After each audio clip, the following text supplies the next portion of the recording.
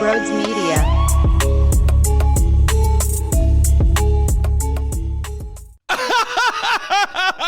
The Mets suck ass. All right, hey, before we get into the show, if you are new to the channel, make sure you hit the subscribe button and hit the thumbs up button as well. I love you guys all to death. Hey, I'm also on Apple Podcasts, Spotify, Google Podcast, all your podcasting platforms. Type in Sports Talk with Broads, leave a 5-star rating and a review. And lastly, Coffee with Broads is back in action every Monday and Thursday morning at 11 a.m. So it's right here on YouTube. The way you have access to it is by joining the YouTube memberships here.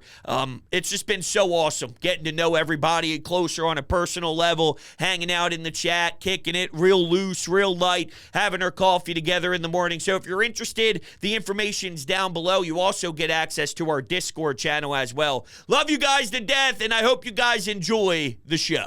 I don't know what's more beautiful. I don't know if it's Whit Merrifield having the poise and the patience to execute a check swing perfectly. Talk about a savvy vet. Talk about a guy who understands the game and has been around a long time to know how to perfectly keep that check swing where it needed to go. Outstanding effort in Queens. What a fucking series. All right, Aaron Nola and his complete game shutty. Which one was more beautiful? That's the question of the day. Oh my God. Do I love this baseball team. There's so many bad things happening right now, yet they still grind. You're telling me Bryce Harper, think about how unlucky this is. Bryce Harper is standing in the box. The ball is getting thrown back to the pitcher. This dude then becomes a late scratch the following afternoon. Quick turnaround. He can't go due to a migraine, and I'm supposed to believe that there's no correlation? Come on, man. How unlucky is that? You're dealing with JT, still not back into the lineup. And while we got a mini update that he was taking BP and he was in the field a little bit, it's still longer than I would have ever thought when we originally heard he showed up to the ballpark a little sore. Is this a little sore, or is there something to actually be concerned about? Now, this is what I'm going to say in regards to Stubbs, because he's been in the crosshairs a lot, and people are saying, we gotta get a better backup. One, I've said this a billion times. This organization has, in their eyes, one of the best catchers in baseball. They don't do what other teams do, which is have two guys that are both sort of average, and they'll find a way to platoon them over 162.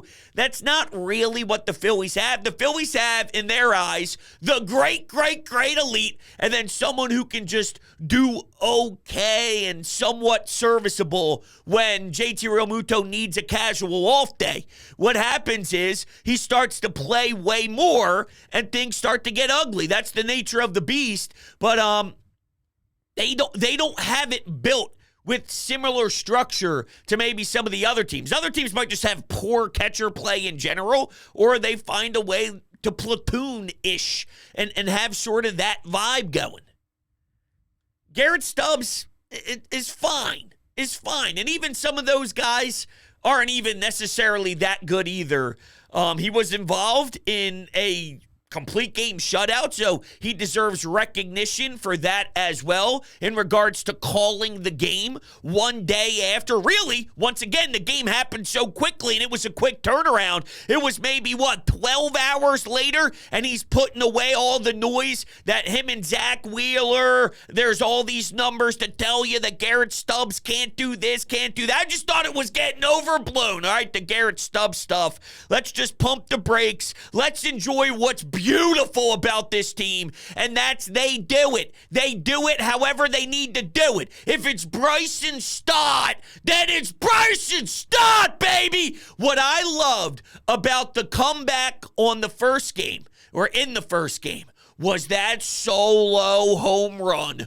Oh my goodness, was that something great. And that gave the team all the momentum in the world.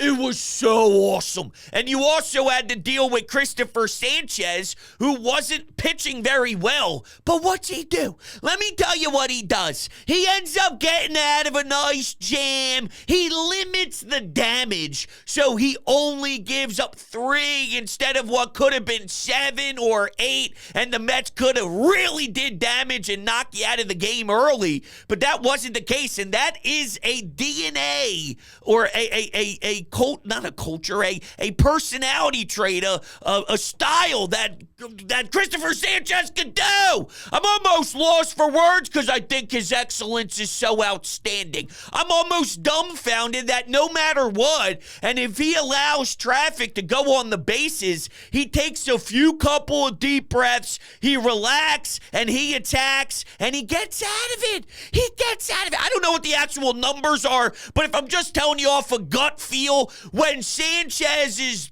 doing his thing and we look at all of his box scores, I don't know if he's been kicked in the junk big time, where he gets ran out of the building with 2 innings pitched, 7 earned runs or something like that. I know his command might be off and he might walk guys or allow a few hits, but for the most part, if he needs a strikeout, he gets a strikeout, and he does it by striking out 3 guys in a row, swinging. That's how that 6th inning went down. So fantastic for me. I think it was that 6th inning. I forget off the top of my head. I might be combining the 6th inning of Game 2 a little bit, because that's when the Phils had the bottom of their lineup up with Whit Merrifield, Cody Clemens, and Johan Rojas. And the crazy part is the way you got up 2-0 was walks and poor Alec Bohm. This guy gets hit with a pitch with bases loaded more than I breathe.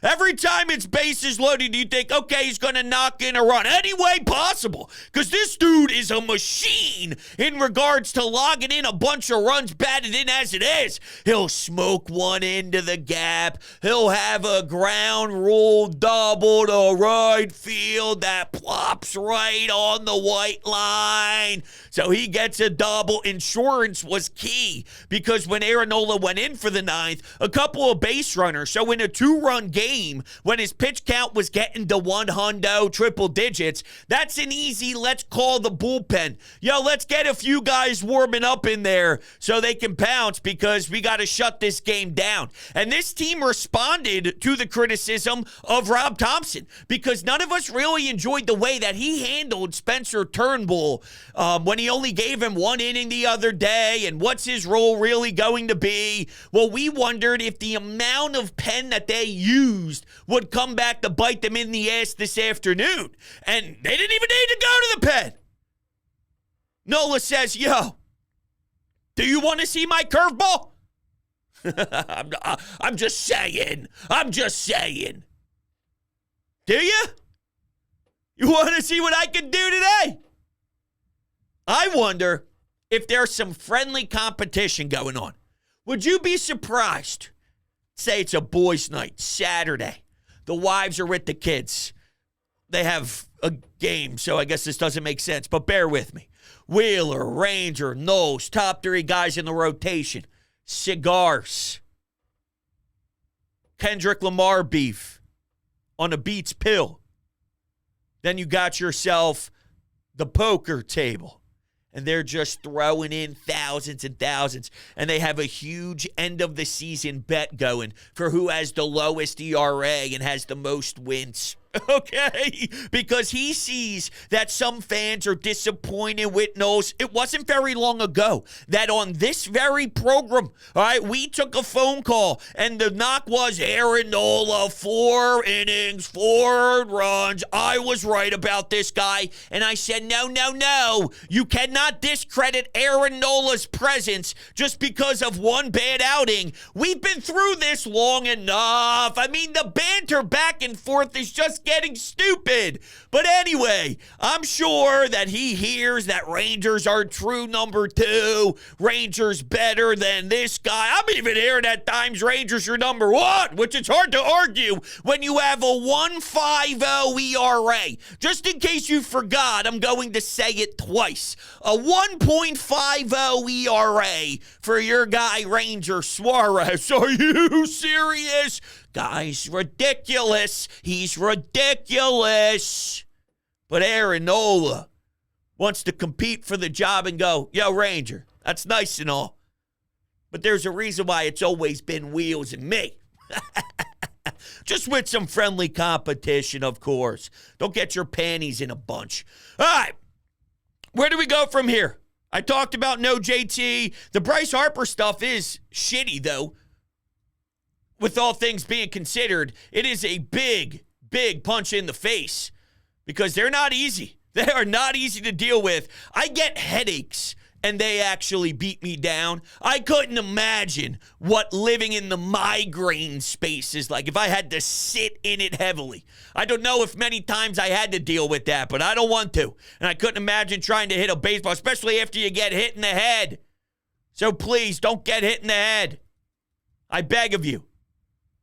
I'm trying to see if there's any quotes from Rob Thompson. There were some pretty interesting stats, though, in regards to Aaron Nola maybe having a perfect game, right? Hey, a perfect game. Well, then we were also talking about 3-pitch innings because that also happened with Aaron Nola today. And Ben Silver, he did the research and put this up on Twitter. There have been 323 no-hitters in MLB history. Nola just rolled the 202nd 3-pitch inning in Major League Baseball history. Turns out we would see something even more rare after Nola gave up the hit in the 6th inning. Man, was it awesome to see Nos. And the Mets, one of their innings, you're throwing 40-plus pitches. Yeah, good luck keeping up pace when that happens, when Aaron Nola is as dialed as he is. And you saw the Phillies get to Edwin Diaz. I opened up the show mocking the check swing, of course, but guess what? I've been on the losing end of that all the time. Whenever it's a 50-50 call and it's super bogus, it normally destroys us. I felt that pain so much. Super Bowl James Bradbury. All right, I've seen it all the time. I don't want to deal with it anymore. So if it happens to go with somebody, I watched the New York Knicks win Game 2 in Madison Square Garden off the most disgusting refereeing I've ever seen in my life. So if the Mets have to lose some random-ass regular season game when they stink anyway, and when they're booing Pete Alonso out of town, and when they're screaming at Francisco Lindor and the next guy and the next guy and Buck Showalter and you name it, every single one of those clowns, go fuck yourself. That's all. Yo, New York, go fuck yourself. I hate them. And I hate watching success from the Knicks. Makes me puke rooting for Indiana more than my life. And then, of course, the Rangers, who had a big series lead against Carolina. You know what I'm saying? I'm loving me some Carolina Hurricanes. Did I ever tell you that Rod Brindamore was my favorite player of all time? Was he really? No, Simone Gagne. But I'm just saying he's on the bench behind Carolina, if you're unaware. All right. I'm sorry. I'm getting a little tiny, just a tiny bit off the rails. What a game for Knowles, man. What a weekend for Bryson Stott. Kyle Schwarber. Yeah, I got mad at Kyle Schwarber for his bad base running. When Diekman's throwing every ball on planet Earth, the dude didn't know what a strike zone was. He had no idea. So you watched all these balls get thrown around, and now you're getting on base, and you're getting a walk, you're putting another guy on, or you're getting some hits to right field, whatever. Diekman's trash, and there was definitely life to that inning. You can't get picked off at second base. Now, it's my guy Kyle Schwarber, so you know what I'm saying. I can't get mad at him. They were doing a little bit of everything this series, though. Garrett Stubbs with the bunt in Game 1, which got the Fightins on the board. I still can't get over how strong Christopher Sanchez was when he really locked into the game. There's just something about it. It's not my A game. What can I get when it's my C- game or my D+ game? The issue is, I feel I've said that every start, right? And I don't know if there's one that stands out that's sprinkled in throughout. But once again, less about the stats, more about just the gut feel of it when we watch. I don't know if we ever got the A+. I just consistently say we're not getting his A+, we're getting his C, his D. And how many times do I say that until reality is, yo, bros, if he's never touching his A game, maybe these are his A games and this is what he is. And I don't know if you can live with that forever, because at some point, if you play with fire, or the dude just has the testicles, that is also an option. Maybe the guy just has the stones. That is very, very, very, very, very on the table. So let's keep that as a little side topic as well. All right, with that, I'll zip it. Let's run to the Anytime Hotline and hear from the great people out there listening. Bros, I'm going to be very clear with you right now. I'm going to go 3 months, or maybe 2 months without criticizing Aaron Nola once, because that was one of the most beautiful things I've ever witnessed from him. You would never believe that if the Phillies would go, if I told you 2 years ago that the Phillies would go into New York, beat them in 2 games, and blow a save, and make Edwin Diaz blow a save, and also Aaron Nola had a scoreless game. Like, this is like, no one's going to believe you. I will say this, though. We've had a lot of errors on the base pads. So I'm hoping that Schwarber and a little bit of Alec Boehm can fix that up a little bit. But regardless, good 2 wins by the Phillies in New York. Let's get them in Philly. Yeah, you're damn right. I haven't even mentioned that yet. It's time for them to come to CBP. And what did I call out prior to us traveling up to Queens? I wanted to see our fan base stick it to them, because so many damn times in my life, I had to deal with those stupid blue and orange jerseys standing around CBP and cheering so loud that it was overwhelming all the Phillies fans. That's unacceptable. So now that we have the now that our team has the personality, now that our team is great and competing for World Series, we better do it to them. Now, the afternoon game, there wasn't that much going on. It was sort of blah. There wasn't much action. The Phillies missed out on more opportunities to score and get hits with runners in scoring position, and then Nola was dancing around the strike zone doing his thing, so there wasn't that much. A weird middle-of-the-week afternoon tilt, so it is what it is. But I thought on Monday night, there was definitely some Phillies fans, a lot of people in red, cheering, clapping, getting shown on the broadcast. How about that dude falling asleep? Come on, that has to be a joke, right? That he's just sitting there at the game. They're flipping his sunglasses over. They're putting things on his head, and he's knocked out. I mean, he had to have been piss drunk, like plastered, blackout, and maybe even still sleeping from the night. Someone just carried him in with the ticket. Said, yo, Rob, remember we had tickets to the game? He carried him over his shoulder and just plopped him. Dude's still just out. I'm just saying. There's no way. Someone must have tapped him, said, yo, close those eyes again. The cameras are coming. Can't fall asleep like that. And I'm a deep sleeper. My wife's been yelling at me every night that I need a sleep pap machine. Apparently I snore louder than a 95-year-old man. Might be the cholesterol. You know what else I didn't mention? The fact that we get to do it again. So I'm giving the people praise on Monday night. I thought it was very active and I liked it. I heard some good stuff out of the fighting fans. And then also, yeah, that's what. Oh, and then they get to come here. All right, yeah, let's do it. I'm fired up. I want to just kick their ass because I hate them so much. Let's go to Sam. Aaron fucking Nola, baby. That's right. Complete game shutout against the stinking Mets. Fuck the Mets and fuck New York. Not only was it just 4 hits, but you had 0 walks. Aaron Nola, put some fucking respect on his name. And, I've got to complain a little bit here, bros. I'm real happy with the game. But disregarding the 9th inning, the first 8 innings were just terrible at the plate. We had 3 hits going into the 9th.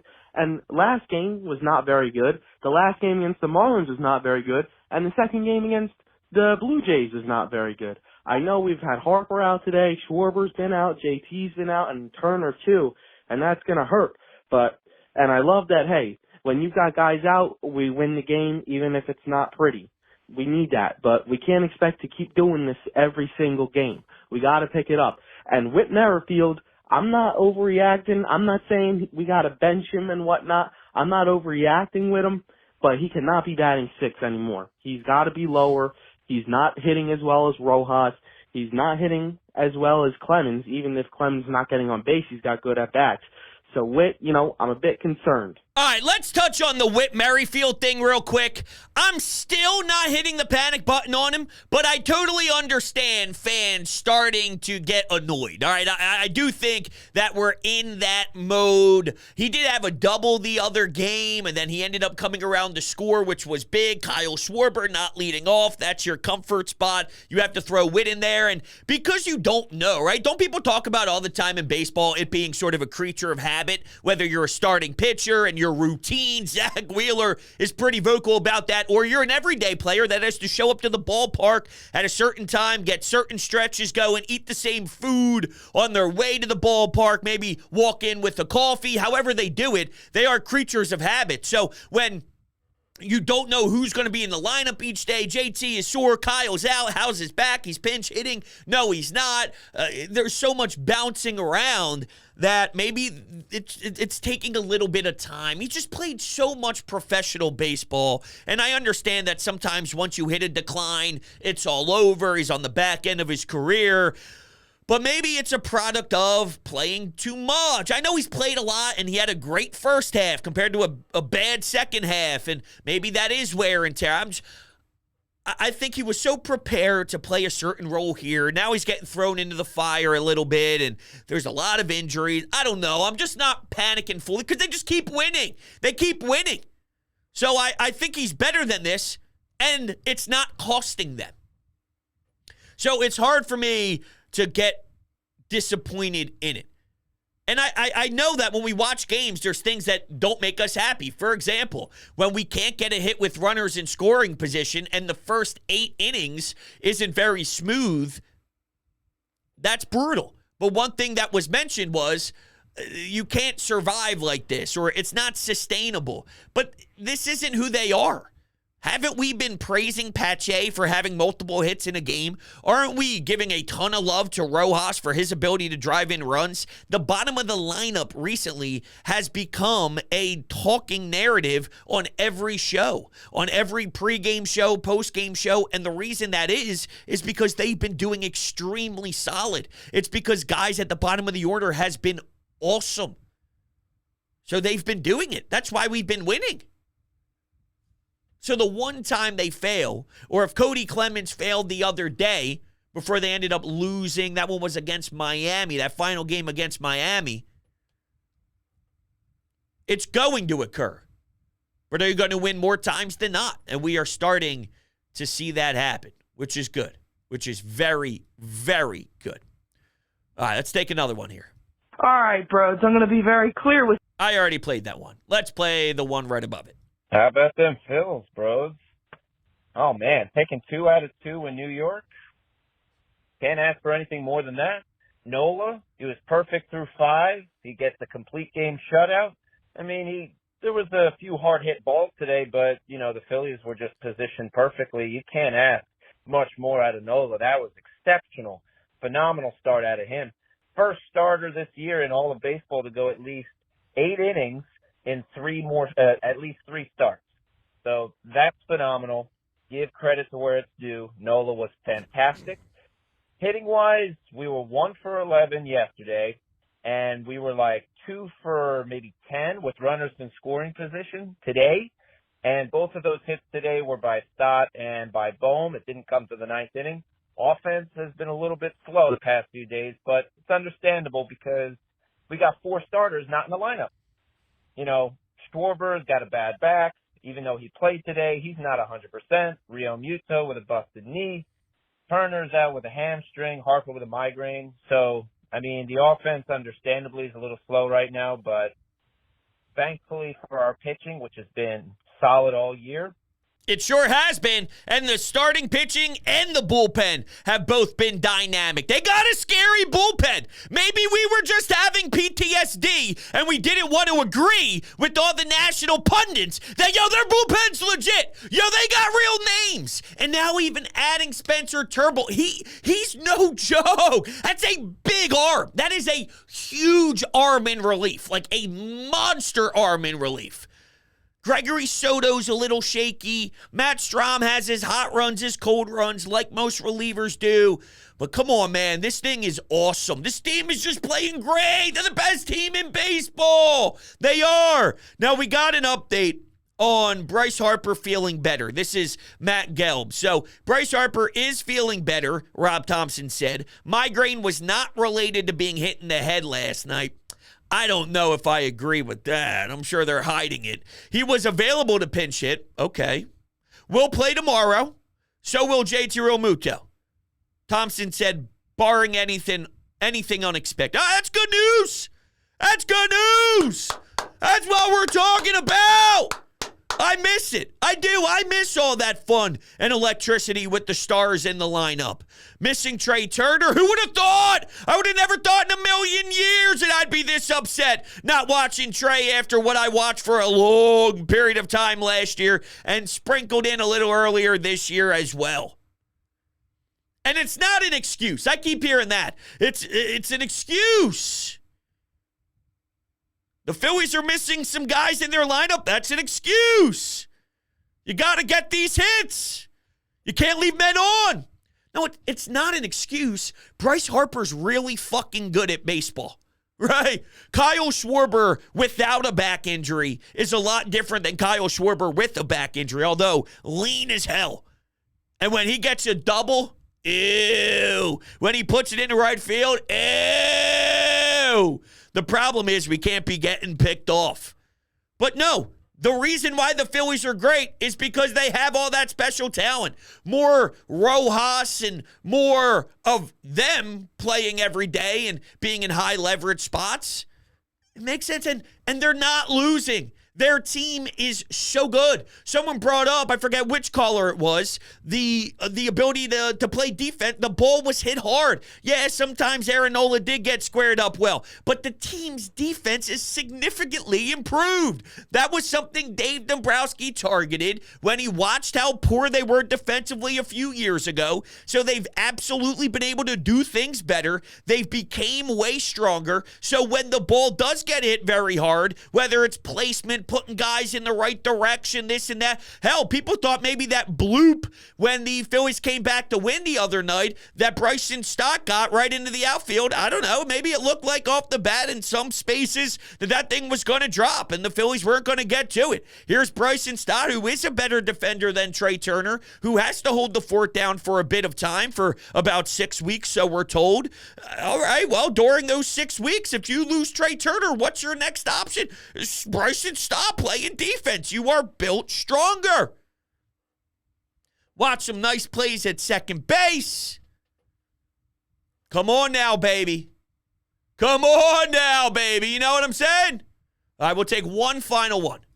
Yeah, Broach, a couple years ago, my girlfriend and I went up to Philly and watched the Eagles. Then we saw them come down here to Tampa. And her first reaction to Nick Sirianni was, he's over his head. All right. We'll take one more here. Zach from Baltimore, and then we'll let things go. Well, I tell you what, bro, this is the best team in baseball right now, and it isn't even close. I mean, Aaron Nola goes out there, gives you a complete game shutout. That's right. 4 hits, no walks, 8 strikeouts, and that knuckle curve was nasty. I'm talking filthy. Alec Bohm continues to rake with runners in scoring position as he drives that one down to give you some insurance runs down the right field line. I thought you meant the hit by pitch. Boy, this team, I mean, when you have pitching like this, you can make a deep run in the playoffs easily. I'm telling you, man, when you got pitchers like Ranger, Nola, Wheeler, I mean, you got Walker's pitching well right now. Sanchez was nasty yesterday. I'm just pumped up about this rotation. They are on fire. And fuck the Mets. They all go, let's go Mets. No, it's fuck the Mets. Fuck the Mets. Go Phils, baby. We're going to keep kicking ass. All right, so love it, baby. Love it. Running through my veins. All right, so where do we begin with that one? Yeah, they're the best team in baseball. And you hit on an excellent point there, Zach. This team has the pitching. And you might be afraid that the hitting goes quiet. When you have the pitching, you can make up for those flaws. Yeah, they do have a hot and cold lineup. And some of that has to do with injury more so than just execution. But I'm not naive. I've seen Nick Castellanos go through the highs and lows. I've seen people go through the peaks and valleys. Still waiting for the obnoxiousness of Bryce Harper. We have not even gotten one of those runs yet. So yes, they play up and down no matter if healthy or not. And this season, you have the Cy Young caliber pitching through multiple different guys. And then an awesome Sanchez role, an awesome Turnbull role, an awesome Walker role, where if you are only scoring by getting hit by a pitch and walks, and then your offense goes quiet until the ninth inning gets you some insurance, then can you still win that game? And the answer is yeah. Your starter will go, excuse me, your starter will go 9 innings of scoreless ball and walk none. That's why I believe in this team. They're excellent in every phase. And I'm going to remind everybody that almost every show. Hitting, pitching, defense, bullpen, starter, you name it. Come on now. I don't want anybody feeling nauseous that they don't know how to be the team with the target on their bag. This is why the underdog crap can go shove it. I want to be the best, know we're the best, attack as the best. Bring it on. Bring it on. That's the way I want it, and that's what we're getting right now. So soak it in. Soak it in. All right, everybody. Thank you all so much. Love you guys to death, and I'll see you on the next one.